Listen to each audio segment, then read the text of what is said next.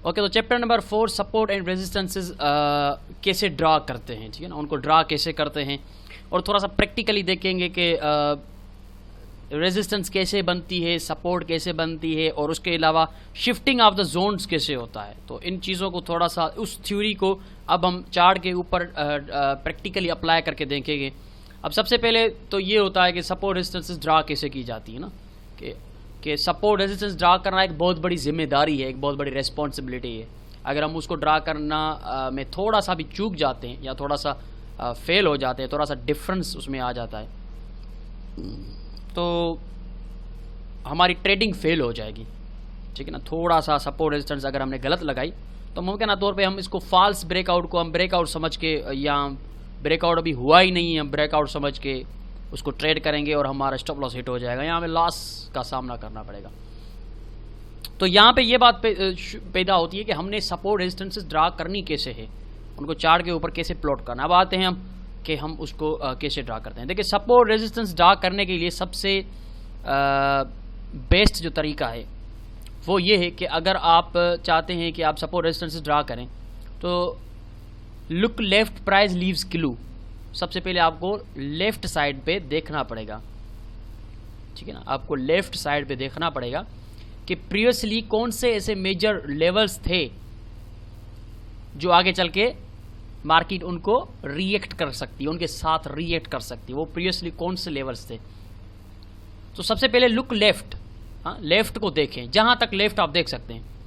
अगर आप zoom out करके देखना चाहते हैं तो भी आप देख सकते हैं, लेकिन कम से कम इतना पीछे तो आप देखें। ये नहीं है कि प्राइस को जूम करके यहां तक आप देखेंगे, नहीं, पीछे तक देखें, यहां तक देखेंगे ताकि हमें पता चलेगा। कम से कम एक साल पहले तक का प्राइस को लेके जाएं कि एक साल पहले के जो सपोर्ट रेजिस्टेंस लेवल थे उन पे ही आप ड्रा करें कम से कम।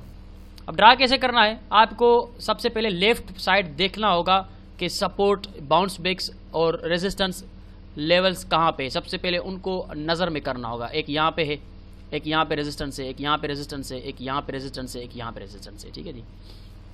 अब ये मुझे रेजिस्टेंस लेवल प्रीवियसली नज़र आ रहे हैं कि पीछे जो डेटा है उसमें ये रेजिस्टेंस लेवल मुझे नज़र आ रहे हैं। अब जब मैं प्लाट करूँगा तो देखूंगा कि इनमें से कौन सा ऐसा रेजिस्टेंस लेवल है जो कि सिग्निफिकेंट है, यानी कि मुसलसल प्राइस ने उस पर रीटेस्ट किया। अब मैं ड्रा करने की कोशिश करता हूँ। अब इस तरह से ड्रा करूँगा, मैं देखता हूँ उसको। यहाँ पे मैंने हॉरिजॉन्टल लाइन उठाई, इसको मैं इस तरह से रखूँगा, इस तरह से प्लाट करूँगा कि जो भी सपोर्ट रेजिस्टेंसेज हैं वो उसमें अंदर आ जाएं, ठीक है ना, उसको बाउंस बैक करें उस एक लाइन को।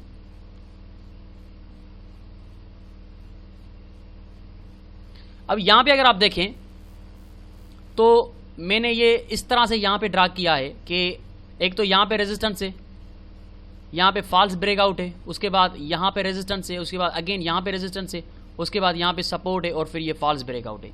अब एक यहां तो यहां पे मैं ड्रा करूंगा, लेकिन यहां पे ड्रा करूंगा तो मुझे काफ़ी फॉल्स ब्रेकआउट्स मिल रहे हैं ना।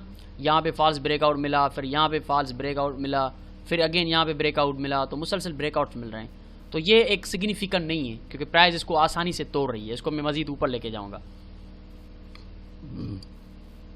अब यहाँ पे अगर आप देखें, मैं इसको लेके आता हूँ तो ये मुझे किसी हद तक सिग्निफिकेंट लगता है कि यहाँ पे रेजिस्टेंस है, अगेन यहाँ पे रेजिस्टेंस है और उसके बाद अगेन यहाँ पे रेजिस्टेंस है और ये ब्रेक हुआ और मार्केट निकल गई ऊपर। तो ये मेरी नज़र में किसी हद तक सिग्निफिकेंट है, ठीक है ना। मैं इस तरह से ड्रा करूंगा कि पीछे की रेजिस्टेंसेस भी उसमें आ जाएं और फास्ट ब्रेकआउट मुझे नजर ना आए। इस तरह से एक्यूरेटली उसको स्मूथली ड्रा करूंगा, ठीक है। एक तो ये हो गया कि यहाँ पे एक रेजिस्टेंस यहाँ पे है, एक रेजिस्टेंस यहाँ पे, एक रेजिस्टेंस यहाँ पे। कभी कभी ऐसा होता है कि प्राइस जो है वो रेजिस्ट करके बड़ी विक बना के नीचे क्लोज करती है और कभी कभी क्या करती है, बॉडी बिल्कुल छोटी सी विक बना के भी रेजिस्ट पकड़ सकती है। जैसा कि यहाँ पे देखें तो बहुत ही स्ट्रॉन्ग रेजिस्टेंस के साथ साथ एक बहुत बड़ी विक बना के, रिजेक्शन कैंडल बना के प्राइस नीचे आ गई। लेकिन यहाँ पे ऐसा नहीं हुआ, यहाँ पे कोई स्ट्रॉन्ग रिजेक्शन नहीं है, लेकिन फिर भी प्राइस ने रेजिस्टेंस पकड़ी है, तो ये रेजिस्टेंस काउंट होगा, ये भी रेजिस्टेंस काउंट होगा, ये भी रेजिस्टेंस काउंट होगा। अब अगेन मैं देखूंगा नेक्स्ट सपोर्ट लेवल्स, इस और भी रेजिस्टेंस लेवल कौन से हैं। एक यहाँ पे रेजिस्टेंस है, यहाँ पे रेजिस्टेंस है, यहाँ पे रेजिस्टेंस है, यहाँ पे रेजिस्टेंस है। अब मुझे नजर आ रहा है कि वही लेवल जो है वो यहाँ पे सपोर्ट भी है, यहाँ पे सपोर्ट है, यहाँ पे सपोर्ट है, यहाँ पे सपोर्ट है। तो अब मैं इस एरिया के अंदर हॉरिजॉन्टल लाइन इस तरह से ड्रा करूंगा कि ये जो सपोर्टें हैं ये सपोर्टें भी उसमें आ जाएं, रेजिस्टेंस से भी आ जाएं, यानी कि शिफ्टिंग ऑफ द जोन हो रहा है यहाँ पे मेरे ख्याल से। अब मैं इसको ड्रा करूंगा यहाँ पे,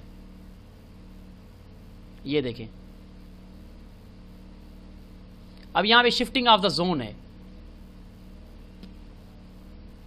यहाँ पे सपोर्ट है, यहाँ पे सपोर्ट है, यहाँ पे सपोर्ट है, shifting of the zone, resistance हो गई, रेजिस्टेंस हो गई, अगेन रेजिस्टेंस हो गई, प्राइस ने ब्रेक किया, फिर यहाँ से देखें तो फॉल्स ब्रेकआउट हुआ, फिर यहाँ से रेजिस्टेंस हो गई, फिर यहाँ से सपोर्ट हो गई। ये शिफ्टिंग ऑफ द जोन है इस स्ट्रक्चर के अंदर। अब अगेन मैं नीचे देखता हूँ, यहाँ से देखें ये सपोर्ट है, ये सपोर्ट है, ये shifting of the zone resistance है, फिर shifting of the zone support है, फिर सपोर्ट है। अब ये बहुत अच्छा स्ट्रक्चर मुझे नजर आ रहा है। अब यहाँ पे मैं ड्रा करूंगा, देखिए इस तरह से ड्रा करूंगा कि सपोर्ट और resistance shifting of the zone भी वाज़ेह तौर पे नजर आ सके। अब यहाँ पे देखें सपोर्ट सपोर्ट ब्रेक हुआ, shifting of the zone, break, retest, और ये नीचे आ गया, अगेन ब्रेक किया और ये यहाँ से ऊपर आ गया।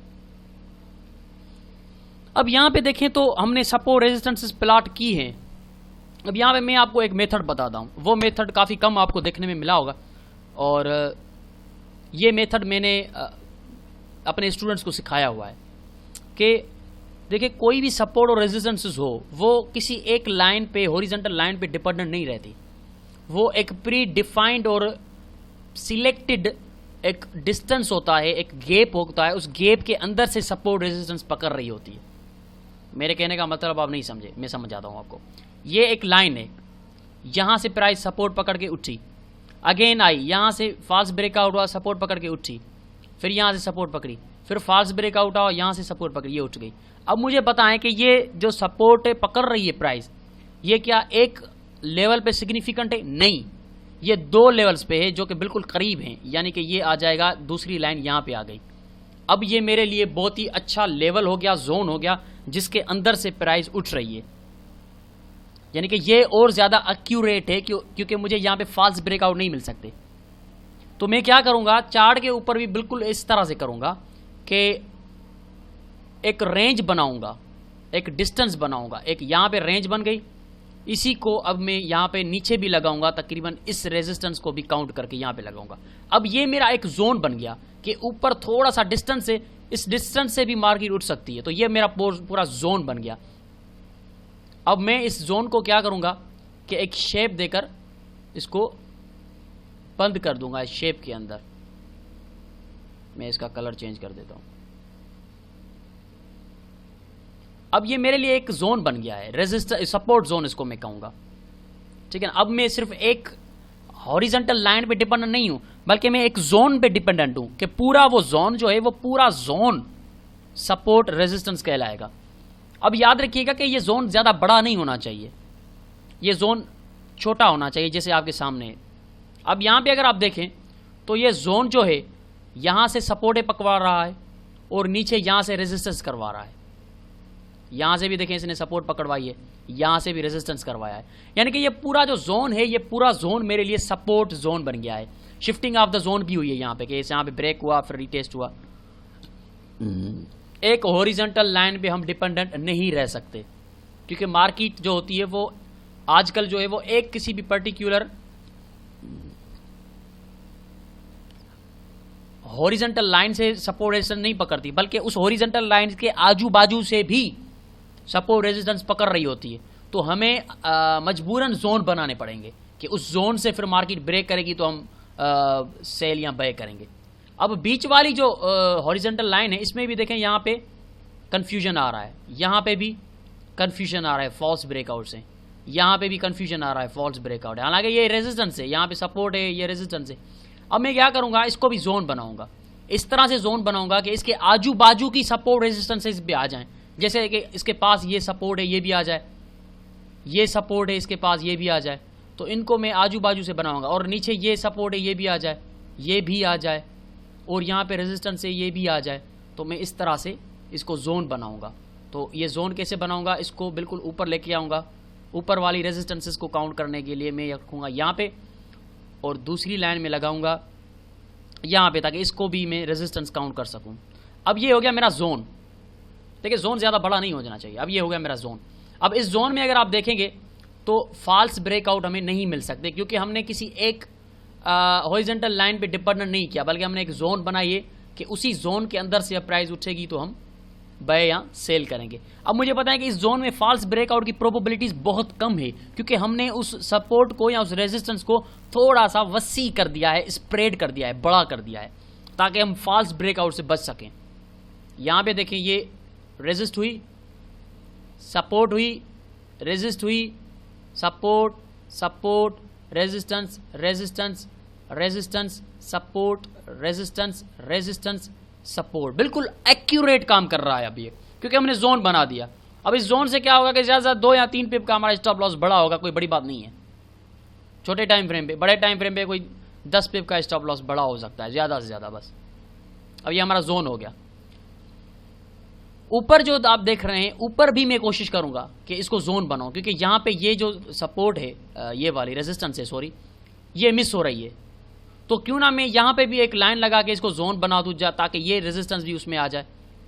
चलिए जी जोन बनाते हैं इसको। ये मैंने हॉरिजॉन्टल लाइन पकड़ी और मैंने रख दिया यहां पे। अब ये हो गया मेरा जोन। अब ये मेरा जोन है। अब इस जोन को मैं सपोर्ट रेजिस्टेंस जोन बनाऊंगा। ठीक है जी, ये मेरा जोन हो गया। अब इस जोन में देखें, यहां से रेजिस्टेंस, यहां से रेजिस्टेंस, अब यहां की रेजिस्टेंस भी इसमें आ गई। अब इस जोन्स में बैक सेल कैसे करना है वो आगे चलकर हम पढ़ेंगे। अभी सिर्फ जोन्स को ड्रा करना हम सीख रहे हैं। अभी हमारा ये इशू नहीं है कि ये जोन्स के अंदर बाय सेल कैसे करना है, अभी हमारा इशू ये है कि ये जोन्स ड्रा कैसे करने हैं। इंट्रीज को हम आगे चलकर देखेंगे। तो ये देखें जोन्स कितनी खूबसूरती के साथ, ये यूरो यूएसडी डेली का चार्ट है, कितनी खूबसूरती के साथ ये जोन्स अपना काम कर रहे हैं। तो ये चीज़ किसी को पता नहीं है, लोग एक हॉरिजॉन्टल लाइन लगाते हैं, लेकिन मैं आपको ये बता रहा हूँ क्योंकि ये मेरी अपनी क्रिएटिविटी है। मैंने काफ़ी टाइम दिया था इस पर, 4 साल हो गए मुझे इन जोन्स के अंदर काम करते हुए। आजकल तो ये हर कोई तकरीबन कम ही लोग बना रहे हैं, लेकिन काफ़ी लोगों को इन जोन्स का पता चल गया है, क्योंकि मैंने यूट्यूब पे अपनी वीडियोस बना के रखी हैं, उनमें जोन्स ड्रा किए हुए हैं। तो अब ये जोन्स काम कर रही है ना, कि आजकल जो प्राइस होती है वो किसी एक हॉरिजॉन्टल लाइन पे डिपेंडेंट नहीं होती। एक 10 या 5 या 10 पिप या 12-15 पिप के बीच का एक डिस्टेंस होता है। उस डिस्टेंस के अंदर से कहीं से भी मार्केट सपोर्ट या रेजिस्टेंस पकड़ सकती है। अब ये डिस्टेंस देखते हैं कितना है। अब यहाँ से देखें और यहाँ पे देखें तो 20-30 पिप का डिस्टेंस है। ये डिपेंड करता है कि उस जोन्स के अंदर कितनी दूरी होती है ना। जैसे कि ये डिस्टेंस बहुत थोड़ा है, इसमें आपका ज़्यादा नहीं होगा। इसमें देखें तो 20 पिप का डिफरेंस है, क्योंकि ये डेली का टाइम फ्रेम है। तो कोई जोन ज़्यादा से ज़्यादा 30 पिप से बड़ा जोन नहीं होना चाहिए, ये याद रखिएगा। अगर 30 पिप से बड़ा जोन है तो आपका जो है रिस्क रिवार्ड ख़राब हो जाएगा। कोशिश करें ऐसे जोन्स फाइंड आउट करें जिनका डिस्टेंस ज़्यादा से ज़्यादा डेली के टाइम फ्रेम पे ये ड्रा करनी है, सिर्फ और सिर्फ डेली के टाइम फ्रेम में ये ड्रा करनी है। अगर आप लॉन्ग टर्म ट्रेडिंग करना चाहते हैं तो। अगर शॉर्ट टर्म ट्रेडिंग करना चाहते हैं तो फिर शॉर्ट टर्म में जाएंगे, फिर वहाँ पे अलग आपको डिस्टेंस का जो है पिप्स का हिसाब रखना पड़ेगा। लेकिन डेली के टाइम फ्रेम में 20 पिप, ज़्यादा से ज़्यादा 30 पिप, इससे बड़ा डिस्टेंस नहीं होना चाहिए। ठीक है जी, ये आपके जोन्स हैं, इनको कहते हैं सपोर्ट रेजिस्टेंस जोन, हॉरिजॉन्टल। ठीक है ना, इस तरह से आप ड्रा करेंगे। अब आगे चलते हैं, यहाँ पे रिसेंटली देखते हैं। रिसेंटली एक तो सबसे ऊपर 1, 2, 3, ये 3 रेजिस्टेंसेज हैं, यहाँ पे मैंने ड्रा किया। ठीक है जी, उसके बाद नीचे 1, 2, 3 सपोर्टें हैं, यहाँ पे मैं ड्रा करूँगा। अब देखें ये सपोर्ट जो है वो हमारी नीचे वाली लाइन से ऊपर है, यानी कि मुझे ये जोन बनाना पड़ेगा, ऊपर यहाँ पे भी लगानी पड़ेगी। और ऊपर ये रेजिस्टेंस जो है ये इससे काफ़ी करीब है, 20-30 पिप करीब है, यानी कि मुझे जोन बनाना पड़ेगा। अब यहाँ पे मैं जोन बनाता हूँ, पहले नीचे सपोर्ट पे जोन बनाता हूँ। ये मेरा सपोर्ट पे जोन बन गई। ठीक है जी, इसको मैं शेप देकर हाईलाइट कर दूंगा। ये हो गया जोन। ठीक है जी, ये जोन हो गया। अब ऊपर मेरे ख्याल से ये काफ़ी नीचे है, ये इसको देखते हैं कितने पिप से। हाँ, ये काफ़ी दूर है, 50 पिप है, तो ये मैं इसको जोन नहीं बनाऊंगा। मैं जोन बनाऊंगा ऊपर इस विक तक, क्योंकि यहाँ से भी रिजेक्ट हुई है प्राइस, तो इसको ऊपर यहाँ तक रखेंगे हम। ये मेरा ऊपर से जोन बन जाएगा। मैं आपको बता चुका हूँ कि डिस्टेंस जो है वो 30 पिप से ज़्यादा नहीं होना चाहिए। अब ये जोन्स बन गए हमारे। अब इनको हम कहते हैं सपोर्ट एंड रेजिस्टेंसेस जोन्स। ये शिफ्टिंग ऑफ द जोन्स भी होता है। अब अल्टरनेटिवली पता है क्या होगा, मार्केट आएगी ऊपर, यहाँ तो इस जोन से टकरा कर बेरिश एवरेज देकर नीचे जाएगी, हम सेल करेंगे। यहाँ ऊपर आएगी, इसको ब्रेक करके शिफ्टिंग ऑफ द जोन करेगी, रेजिस्टेंस बिकम सपोर्ट हो जाएगा और प्राइस ऊपर निकल जाएगी यहाँ से। यहाँ नीचे से अगर ब्रेक करती है, और नीचे से ब्रेक नहीं बल्कि नीचे से यहाँ से सपोर्ट पकड़ती है तो फिर बाय करेंगे, सपोर्ट नहीं पकड़ती तो शिफ्टिंग ऑफ द जोन, इसी को रेजिस्टेंस बना के नीचे यहाँ पे हम सेल करेंगे। सिंपल है बिल्कुल, इसमें कोई कॉम्प्लिकेटेड चीज़ नहीं है। तो इस तरह से हम सपोर्ट और रेजिस्टेंसेस ड्रा करते हैं और शिफ्टिंग ऑफ द जोन्स ऐसे होता है। ये है आपका शिफ्टिंग ऑफ द जोन। अब देखें ये कितनी बार यहाँ पे रेजिस्टेंस बनी, फिर support support support, resistance support. ये जोन थक ही नहीं रहा, अपनी पावर दिखा रहा है। लेकिन आगे चलकर जब प्राइस आएगी तो अगेन ये पावर दिखाएगा, सपोर्ट, फिर यहाँ से रेजिस्टेंस, फिर ये सपोर्ट ब्रेक किया, फिर ये रेजिस्टेंस। यानी कि जब तक ये जोन बने हुए हैं तब तक मार्केट को इन जोन्स की रेस्पेक्ट करनी पड़ेगी। ये हमारे सपोर्ट रेजिस्टेंस जोन्स हैं। अब ये हमारे सिग्निफिकेंट हैं, ये हमारे सिग्निफिकेंट है, क्योंकि मैं आपको दिखा रहा हूँ यहाँ पे कि ये भी है, ये रेजिस्टेंस है। इसको मैं ड्रा क्यों नहीं कर रहा, क्योंकि पीछे यहाँ पे कोई ऐसी रेजिस्टेंस नहीं है, सिर्फ यही रेजिस्टेंस है, तो ये सिग्निफिकेंट नहीं है। यहाँ पे भी सपोर्ट है लेकिन मैं ड्रा नहीं कर रहा, क्योंकि पीछे अगर देखें तो इस एरिया में पीछे भी कोई ऐसी सपोर्ट नज़र नहीं आ रही, तो ये सिग्निफिकेंट नहीं है। हम वही ड्रा करेंगे जो पीछे भी पीरियड्स डेटा में भी उसी लेवल में मार्केट ने रिएक्शन दिखाया हो, सिर्फ वही ड्रा करेंगे हम, यानी कि वो सिग्निफिकेंट होंगे, मेजर होंगे।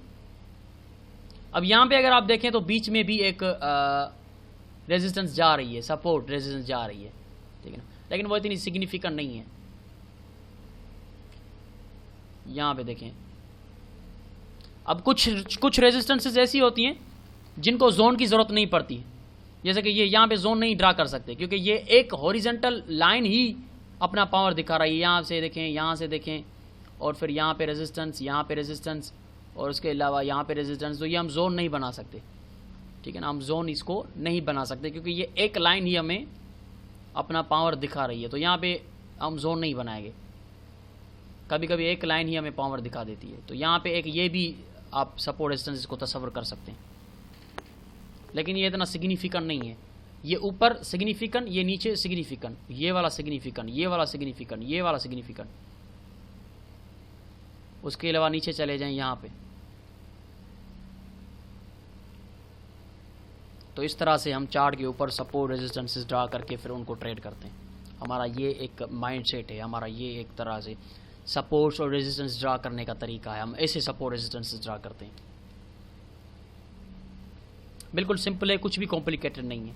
सिर्फ आपने ये देखना है कि 20 पिप का या 30 पिप का डेली के चार्ट में आपको एक डिस्टेंस का एक जोन लेना पड़ेगा, जिसके अंदर से आप देख रहे होंगे मार्केट ब्रेक सपोर्ट पकड़ रही है या रेजिस्टेंस कर रही है, ब्रेकआउट करके जोन शिफ्ट हो रहा है। तो वो जोन 20 या 30 पिप के अंदर उसको आप फैला देंगे, जैसे मैंने ये येलो शेडोज़ की शक्ल में उसको फैलाया हुआ है।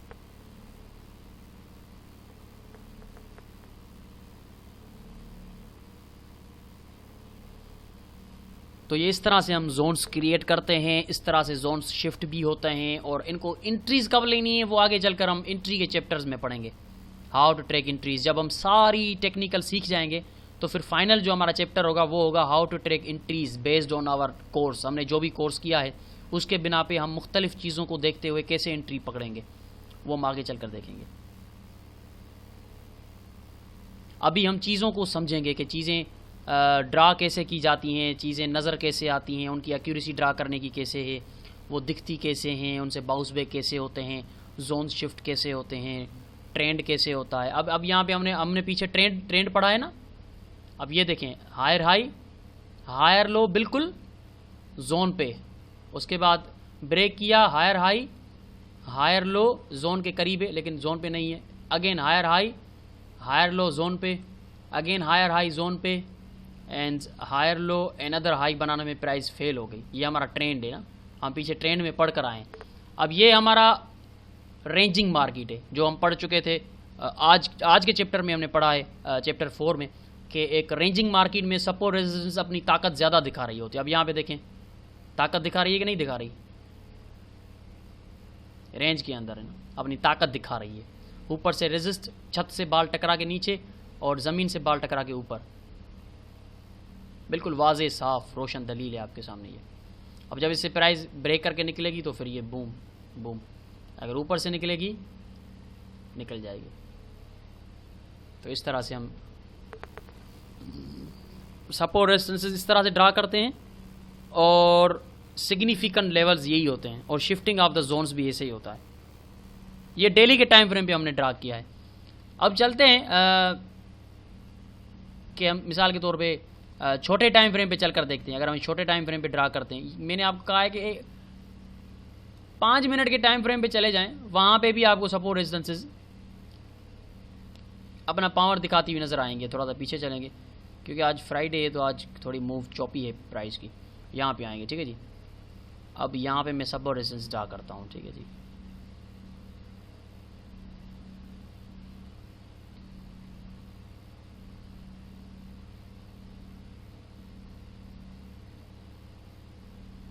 अब देखें ये एक जोन है, क्योंकि यहाँ पे देखें तो पीछे एक फॉल्स ब्रेकआउट है, तो मैं इसको जोन बनाऊंगा यहाँ पे भी एक लाइन लगा के।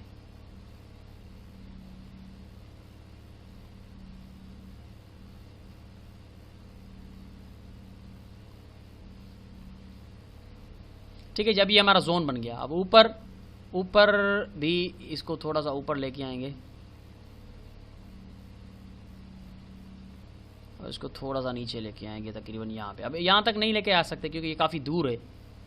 छोटे टाइम फ्रेम में भी काफ़ी दूर नहीं होना चाहिए, ज़्यादा से ज़्यादा इतना ही होना चाहिए। अब ये हमारा जोन है, अब ये रेंजिंग मार्केट है, अब ये हमारी रेंजिंग मार्केट है।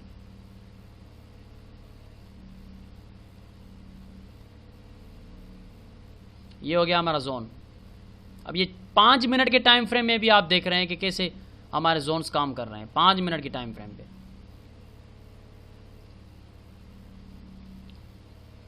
सपोर्ट रेजिस्टेंस, सपोर्ट तकरीबन रेजिस्टेंस से करीब है, सपोर्ट सपोर्ट, यहाँ से जोन को ब्रेक किया, यानी कि इस रेंजिंग मार्केट से प्राइस निकली, और जैसे ही निकली है आपके सामने है, ये देखें यहाँ से आपने बाय करना है, काफ़ी ऊपर गई। स्कॉल्पिंग के लिए यूज़ करते हैं छोटे टाइम फ्रेम को, जाहिर सी बात है 10-10 पिप आपको आराम से मिल जाएंगे। यहाँ पे देखें शिफ्टिंग ऑफ द जोन, जो कि रेजिस्टेंस थी वो मार्केट नीचे आई, उसी को सपोर्ट बनाया, ऊपर उठी, एक बार फिर 10 पिप आपको दिए, फिर से नीचे आई और ब्रेक किया, उसी जोन के अंदर आ गई। यहाँ पे आपने सेल किया नीचे, फिर ऊपर, फिर ब्रेक किया, फिर आपने सेल किया और ये प्राइस नीचे, shifting of the zone. 5 minute के टाइम फ्रेम पे भी आप सपोर्ट रेजिस्टेंस को ट्रेड कर सकते हैं अगर आप इनको मास्टर कर लेंगे। कैसे मास्टर करेंगे? आप इनको ड्रा करें, जितना हो सके ड्रा करें अपने चार्ट्स के ऊपर, तब जाके आप इनके माहिर बनेंगे। ऐसे होती है शिफ्टिंग ऑफ द जोन्स, ऐसे ड्रा करते हैं सपोर्ट रेजिस्टेंसेस। इधर 5 मिनट के चार्ट पे भी मैंने आपको ड्रा करके दिखाया हुआ है कि 5 मिनट के चार्ट पे भी आप इनको ट्रेड कर सकते हैं।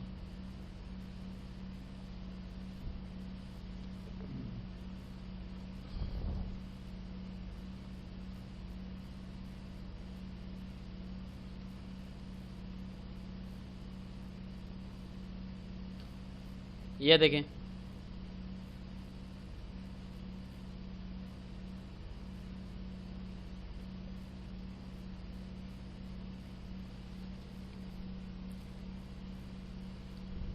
ये यहाँ से रेजिस्टेंस मिली, इसी को ब्रेक किया, थोड़ा सा नीचे आई, बूम ऊपर, यहाँ से रेजिस्टेंस नीचे आई, ब्रेक किया, ब्रेक करने के बाद काफ़ी नीचे आई ये प्राइस, फिर रीटेस्ट किया, शिफ्टिंग ऑफ द जोन की कोशिश की, प्राइस ने नीचे आई थी, लेकिन अगेन ब्रेक किया, कोई बात नहीं है, शिफ्टिंग ऑफ द जोन, फिर इसी को सपोर्ट पकड़ के बूम निकल गई, फिर इसको ब्रेक किया, shifting of the zone, resist बनाया, बूम नीचे, सपोर्ट पकड़ी ऊपर, ब्रेक किया, shifting of the zone, resistance बनाई, बूम नीचे।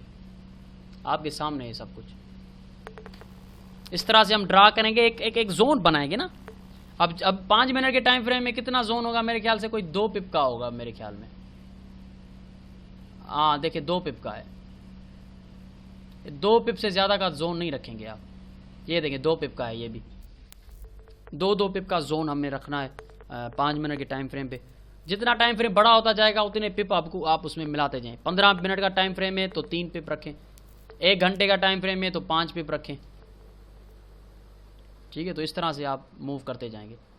अगर आप 1 घंटे के टाइम फ्रेम पे ड्रा करना चाहते हैं तो उसमें भी मैं आपको ड्रा करके दिखाता हूँ। ऐसा ना हो गया आप फिर कहेंगे कि सर 1 घंटे के टाइम फ्रेम में भी तो ड्रा करके दिखाएं, अब मैं कैसे दिखाऊं भाई, लाइव तो नहीं है, एक डीवीडी है। तो डीवीडी में हर चीज़ को क्लियर करना मेरी ये जिम्मेदारी है कि मुझे वो क्लियर करना पड़ता है ना।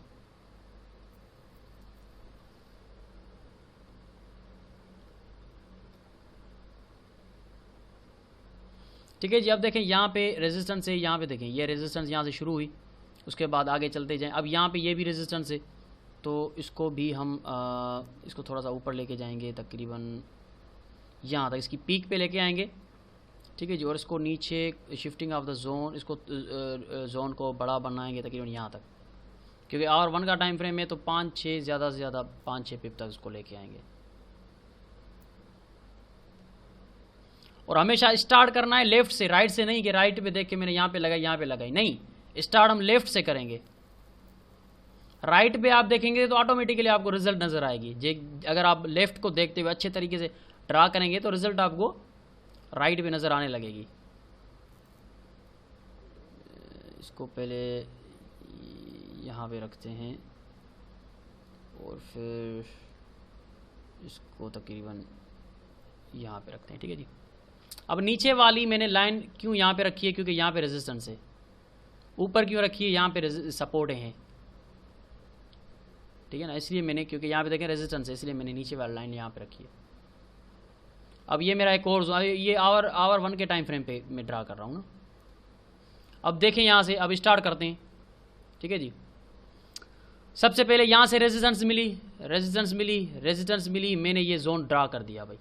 नेक्स्ट उसी जोन पे रेजिस्टेंस मिली, नीचे यहाँ से ब्रेकआउट हुआ, रेजिस्टेंस पकड़ी, मार्केट ने नीचे आई, यहाँ पे मुझे पहले तो रेजिस्टेंस मिली, अगेन ऊपर आई, फास्ट ब्रेकआउट हुआ, मार्केट ऊपर आ गई। एक बार फिर मुझे उसी लेवल पे सपोर्ट मिली, फिर सपोर्ट मिली, फिर सपोर्ट मिली, उसी लेवल पे रेजिस्टेंस मिली, उसी लेवल पे सपोर्ट मिली, उसी लेवल पे रेजिस्टेंस मिली, ब्रेक किया, बाहर क्लोजिंग दी और ये आ गई नीचे। अगेन काफ़ी निकलने के बाद, ये नहीं है कि मार्केट काफ़ी निकल गई अब हमारी ये जोन वैलिड नहीं है, नहीं, वापस आई, उसी जोन से रेजिस्ट हुई, उसी जोन को ब्रेक किया, अंदर आई, ऊपर निकल गई, उसी जोन से रेजिस्ट हुई, उसी जोन से सपोर्ट पकड़ी, उसी जोन से रेजिस्टेंस हुई, उसी जोन से निकली। देखें कब से शुरू हुई है, कब तक उसका इफेक्ट चल रहा है। ऐसे ड्रा करते हैं ये जोन्स, और इस तरह से इन जोन्स को ट्रेड करते हैं। ये आवर 1 में मैंने ड्रा किए हैं।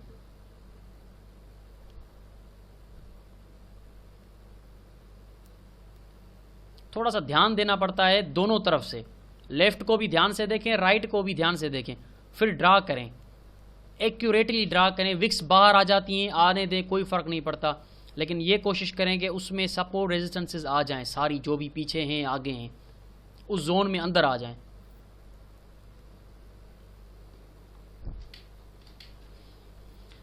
तो शिफ्टिंग ऑफ द जोन भी आपने इसमें देख लिया, सपोर्ट रेजिस्टेंसेस कैसे ड्रा करते हैं वो भी देख ली, सपोर्ट रेजिस्टेंसेस कैसे बन रही हैं वो भी देख ली, कैसे बाल की शक्ल में प्राइस इन छतों को, ज़मीनों को टकरा के आगे पीछे मूव कर रही है, रिट्रेसमेंट पकड़ रही है। तो chapter number 4 support and resistance यहाँ पे कंप्लीट होता है। उम्मीद करता हूँ कि आप इस पर प्रैक्टिस करेंगे, खूब प्रैक्टिस करेंगे, तब जाके आप एक्यूरेट ड्रा करेंगे जैसे मैंने की हुई है। तो बगैर प्रैक्टिस की आप ऐसे ड्रा नहीं कर पाएंगे। देख लिया आप, बहुत अच्छा है यार, ज़बरदस्त है, बहुत अच्छी डीवीडी है, बहुत अच्छा वीडियो है, चलो भाई आगे दूसरा वीडियो चलाओ, चैप्टर नंबर 5 चलाओ, कोई फ़ायदा नहीं है। आपके पैसे यूँ समझे कि फजूल के आपने भरे हैं। अगर डीवीडी आपने इस माइंडसेट से अगर आप डीवीडी को देखेंगे तो आपने फजूल की डीवीडी ली है। लेकिन अगर आप इन चीज़ों को इम्प्लीमेंट करेंगे, इन पर खूब प्रैक्टिस करेंगे, अपने चार्ट्स को खोल के, भले गलत ड्रा हो रही है होने दें, जाहिर सी बात है, कोई बच्चा माँ के पेट से ही चलना नहीं सीख कर आता, वो पता नहीं कितने धक्के खाता है, पहले चोटें खाता है, फिर जाके चलना सीखता है। ड्रा करें करें करें, गलत ड्रा करें करें करें, एक दिन ज़रूर आप मार्केट को देखते हुए सही ड्रा करना सीख जाएंगे। किसी भी चीज़ को टाइम दोगे तो वो चीज़ आप पे आप उबूर हासिल कर सकोगे। अगर टाइम नहीं दोगे तो फिर तो जाहिर सी बात है उसको कभी समझ भी नहीं पाओगे। मैथमेटिक के जितनी इक्वेशन को टाइम देंगे, जितनी इक्वेशंस के साथ खेलेंगे, उतना उस पर ग्रिप रहेगा। बिल्कुल उसी तरह से इस पर भी आप ग्रिप रख सकते हैं। जितना इसको आप डीपली ड्रा करते रहें, छोटे टाइम फ्रेम पे, बड़े टाइम फ्रेम पे ड्रा करें, जोन्स बनाएं, शिफ्टिंग देखें कैसे हो रही है, फॉल्स ब्रेकआउट्स को देखें, ये सारा आप देखेंगे तो आपको पता चलेगा कि किस तरह से ये चीज़ काम कर रही है। तो बहुत शुक्रिया। चैप्टर नंबर 4 यहाँ पे क्लोज होता है। इन 4 चैप्टर्स में ही आपने काफ़ी कुछ सीख लिया होगा, और इन काफ़ी कुछ को ही आप अब प्रैक्टिस करें, खूब प्रैक्टिस करें, जितना आपसे हो सकता है आप प्रैक्टिस करें। अब यहीं पे मैं एक चीज़ आपको दिखाऊं, यहाँ पे down trend market, trend change हुआ, higher high, higher low, higher high. अब हायर लो के लिए प्राइस आ रही है, तो हमारे पास सिग्निफिकेंट लेवल कौन सा है, ये।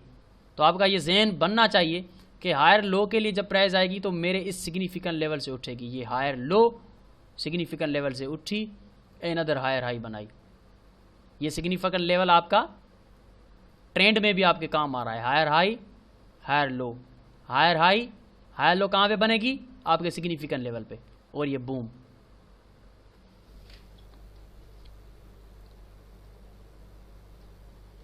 कुछ भी नामुमकिन नहीं है, कुछ भी मुश्किल नहीं है, अगर आप खूब प्रैक्टिस करेंगे तो। यकीन कीजिए, मैं पर्सनली आपको बताता हूँ कि 2012 में, तकरीबन आज से कुछ 6 साल पहले,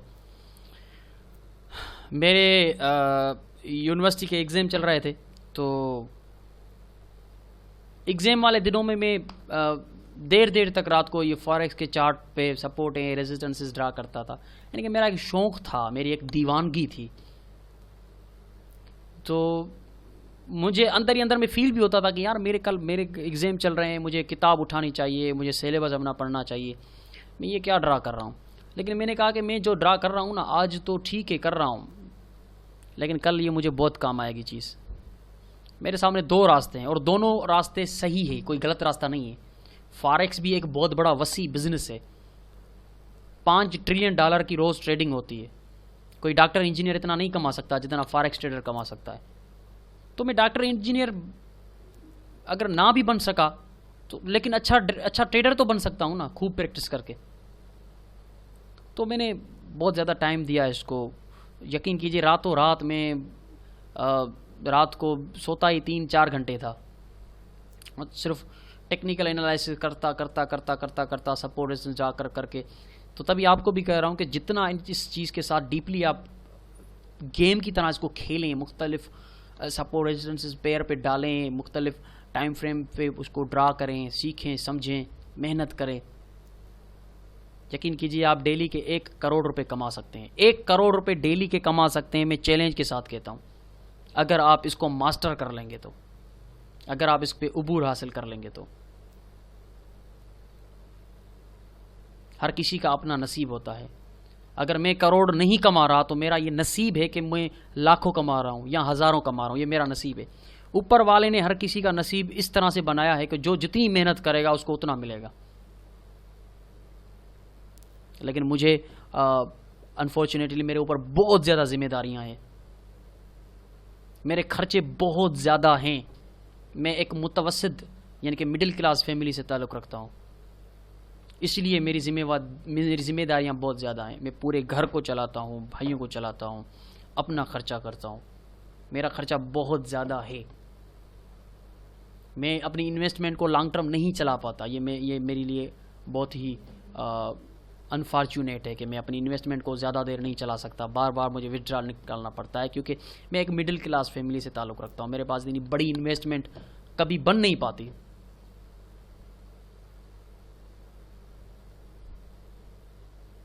तो कहने का मकसद कि आप, मुमकिन है आपके पास बड़ी इन्वेस्टमेंट हो, मुमकिन है आप किसी अच्छी फैमिली से ताल्लुक़ रखते हो और आप इसको एज अ करियर लेकर इसमें करोड़ों रुपए भी कमा सकते हैं। और पैसा पैसे को कमाता है, पैसा पैसे को कमाता है। फ्री में पैसा कहीं से नहीं आता। जितना इस फॉरेक्स में पैसा डालोगे उतना कमाओगे। करोड़ों डालोगे करोड़ों कमाओगे, 1000 डालोगे तो 1000 कमाओगे। ये डीवीडी में क्यों बेच रहा हूँ? क्योंकि मैं बड़ी इन्वेस्टमेंट वाला बंदा नहीं हूँ। हाँ, ये अलग बात है कि मेरे पास एक्सपीरियंस बहुत ज़्यादा है और मैं कभी 100% नहीं हूँ, मैं आपके साथ झूठ बोल के आपको गुमराह करूं, नहीं, मैं 100% नहीं हूं, मैं 70% हूं, 60% हूं। मेरे स्टॉप लॉस भी हिट होते हैं और मेरे टेक प्रॉफिट भी हिट होते हैं, लेकिन at the end of the month, at the end of the week, at the end of the day मैं प्रॉफिट में ही होता हूं। लेकिन मेरी जितनी इन्वेस्ट होती है उतना ही मुझे प्रॉफिट होता है।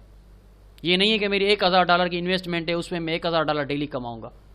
ये गैम्बलिंग है, ये मेरे लिए प्रोफेशनल ट्रेडिंग नहीं है। प्रोफेशनल ट्रेडिंग ये है कि मेरी इन्वेस्टमेंट 1 लाख रुपए की है तो मैं 30,000 रुपये पर मंथ कमाऊँ, ये प्रोफेशनल ट्रेडिंग है। काफ़ी बेवकूफ़ लोग ये सोचते हैं कि ये बहुत बड़ा ट्रेडर है तो ये करोड़ों रुपए क्यों नहीं कमा रहा। बहुत बड़ा ट्रेडर है तभी करोड़ों रुपए नहीं कमा रहा, क्योंकि उसको पता है कि जितना इसमें डालेंगे उतना मिलेगा। ये नहीं है कि 1,000 रुपये डाल दिए 1 करोड़ रुपए निकाल दिए, यही नहीं, ऐसा नहीं है भाई। प्रोफेशनल अप्रोच रखें। हाई एक्सपेक्टेशन लेकर आते हैं तभी तो लॉस करते हैं लोग, कि भाई मैं बहुत बड़ा प्रोफेशनल ट्रेडर बन गया हूं, अब मैं $1,000 डिपॉजिट करूंगा, 1 लाख रुपए डॉलर निकालूंगा। भाई ऐसा होता तो पूरी दुनिया करोड़पति होती, ऐसा नहीं है। हमें मंथली मिलता है प्रॉफिट, बड़े शौक और खुशी से लेते हैं हम वो। जाहिर सी बात है रिस्क बड़ा हम नहीं लेते क्योंकि हम प्रोफेशनल ट्रेडर हैं, चाहे कितनी भी एक्यूरेसी हो, चाहे कितना भी हम टेक्निकल के माहिर बन जाएं, लेकिन मार्केट के उतराव चढ़ाव पे हमारा कंट्रोल नहीं है। मार्केट के उतराव चढ़ाव पे हम अपना कंट्रोल नहीं रख सकते। हमारे स्टॉप लॉस हिट होंगे, ये मार्केट की नेचर है, ये मार्केट का दस्तूर है। तो जब हमारे स्टॉप लॉस हिट होंगे तो मैं बड़ा रिस्क क्यों लूं, मैं स्टैंडर्ड लॉट लगाऊंगा। मुमकिन है मेरा स्टॉप लॉस हिट हो, मैं कोई फरिश्ता नहीं हूं। अगर स्टॉप लॉस हिट हो गया तो मेरा बड़ा नुकसान हो जाएगा। तो प्रोफेशनल अप्रोच ये है कि मैं वही लॉट साइज यूज करूंगा जितनी मैं बर्दाश्त कर सकूं, चाहे कितना भी बड़ा प्रोफेशनल हूं मैं, क्या फर्क पड़ता है। मार्केट तो किसी प्रोफेशनल की बनाई हुई नहीं है ना। तो लोगों का ये कहना कि भाई तुम करोड़पति क्यों नहीं हो, तुम टीचिंग क्यों करते हो, डीवीडी क्यों बनाते हो, तो भाई इसीलिए बनाते हैं कि फॉरेक्स ट्रेडिंग रातों रात करोड़पति बनने वाला काम नहीं है। ऐसी सोच लेके आओगे तो तुम खुद भी सारी जिंदगी जो है लॉस में ही चलते रहोगे। ये 20% पर मंथ का बिजनेस है। जैसे दुकान लगाते हो कितना कमाते हो, दुकान करोड़पति बनाती है आपको? नहीं बनाती ना। तो यहाँ पे भी ऐसा ही है, अगर दुकान आपको करोड़पति बनाएगी तो लॉन्ग टर्म कोई 10 सालों के बाद बनेंगे आप। यहाँ पे भी आपको पर मंथ मिलेगा। कभी मार्केट के हालात अच्छे होंगे, आपकी टेक्निकल अच्छी होगी, आपको 25%, 30%, 40% पर मंथ भी मिल सकता है। लेकिन अगर हालात मार्केट के बुरे हो जाते हैं तो 10%, 5% भी पर मंथ कभी कभी हमको मिलता है। तो इसलिए हम डीवीडी भी सेल करते हैं ताकि सोर्स ऑफ इनकम बढ़ता रहे। फॉरेक्स से भी 25-30 हज़ार मिलते रहें, डीवीडी से भी मिलते रहें। हाँ ऐसा है ना, टीचिंग से भी मिलते रहें। और टीचिंग में सिर्फ हमारा फ़ायदा तो नहीं है ना भाई। ये आप डीवीडी देख रहे हैं, इसमें किसका फ़ायदा है? मेरा फ़ायदा है? नहीं, इसमें आपका भी फ़ायदा है, हम दोनों का फ़ायदा है। ये दुनिया गिव एंड टेक की दुनिया है, कुछ दो कुछ लो। आप मेरे काम आ रहे हैं, मैं आपके काम आ रहा हूं, हम एक दूसरे के काम आ रहे हैं, इसमें किसी का कोई नुकसान नहीं है, दोनों का ही फायदा है, क्योंकि मेरा भी काम हो रहा है, आपका भी काम हो रहा है। तो कहने का मकसद कि ये कॉन्सेप्ट लेके आना कि करोड़पति आप बन सकते हैं, आप बहुत बड़े ट्रेडर हैं। और भाई मैं ट्रेडर बहुत बड़ा हूं लेकिन इन्वेस्टर बहुत बड़ा नहीं हूं।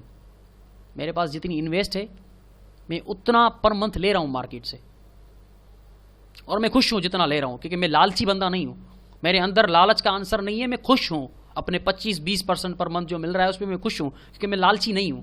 अगर मेरे अंदर लालच आ गई कि आज मैं अकाउंट डबल तो कर लूंगा लेकिन किसी दिन जरूर मैं अपना अकाउंट वॉश करवा लूंगा, फिर मुझे हंसी आएगी कि मैं कैसा ट्रेडर हूं, ये मैं कैसा प्रोफेशनल हूं कि बड़ी बड़ी लाटें लगा रहा हूं। ये तो प्रोफेशनल बंदे का काम ही नहीं है। लेकिन आप ये सोचते हैं कि यार ये प्रोफेशनल बंदा है, बड़ी लाट लगा के अकाउंट डबल क्यों नहीं करता। ऐसा नहीं होता भाई। अभी मेरी टेक्निकल एक्यूरेट जा रही है, किसी भी वक्त फेल हो सकती है, और रोज फेल होती है। रोज हमारी अगर हम 5 ट्रेड लेते हैं तो 1 या 2 उसमें लॉस करती हैं। तो अगर मैं स्टैंडर्ड लॉट लगाऊंगा और वो पहली ट्रेड मेरी अगर लॉस करती है तो फिर आप सोचें मेरा क्या जाएगा। तो हमेशा रिस्क आगे चलकर मैं वो पढ़ाऊंगा आपको कि रिस्क को कैसे मैनेज करते हैं, ठीक है ना। तो ये एक बिजनेस है जिसमें आप मेहनत करके 25 से 30% पर मंथ कमा सकते हैं। ये बहुत होता है 25-30% भाई। बैंक कितना देती है? 1%। 1 लाख रुपए पे 1,000 रुपए बैंक देती है, और यहां फॉरेक्स में 30% मिल रहा है आपको, 20% मिल रहा है। फिर भी कह रहे हो नहीं मुझे करोड़पति बनना है। करोड़पति भी बन जाओगे, करोड़पति भी बन जाओगे। करोड़ों लेकर आओ पहले, इसमें करोड़ रुपए डालो, 10 लाख रुपए पर मंथ लो, 15 लाख रुपए पर मंथ लो, 20 लाख रुपए पर मंथ लो, करोड़ लेकर तो आओ। 1000 रुपये लेके आ रहे हो, 50,000 रुपये लेके आ रहे हो, कर रहे हो मैं इस पे करोड़पति बन जाऊंगा, तो ये बेवकूफ़ों वाला काम है। थोड़ा सा प्रोफेशनल अप्रोच लें, इसको एज अ सीरियस बिजनेस लेकर चलें। ये कोई सीनो नहीं है कि $1000 लेके आए हो, इससे आप एक लाख डॉलर कर दोगे रातों रात यहाँ आने वाले चंद महीनों में, ऐसा नहीं है। इसको लॉन्ग टर्म लेके चलना है, 10%, 20, 25, 30% तक इसको पर मंथ कमाना है, एज ए प्रोफेशनल लेके जाना है। अकाउंट को ग्रो करेंगे, दूसरी इन्वेस्टमेंट भी लाएंगे, इन्वेस्टमेंट बढ़ जाएगी तो आगे चलकर हम करोड़पति भी बन जाएंगे। ओके दी, चैप्टर नंबर 4 अब कंप्लीट हो चुका है। अब हम चैप्टर नंबर 5 की तरफ जाएंगे। प्लीज़ पहले इसको प्रैक्टिस करें, फिर चैप्टर नंबर 5 की तरफ आप आइएगा। अभी इसको चैप्टर नंबर 5 को मत खोलिएगा।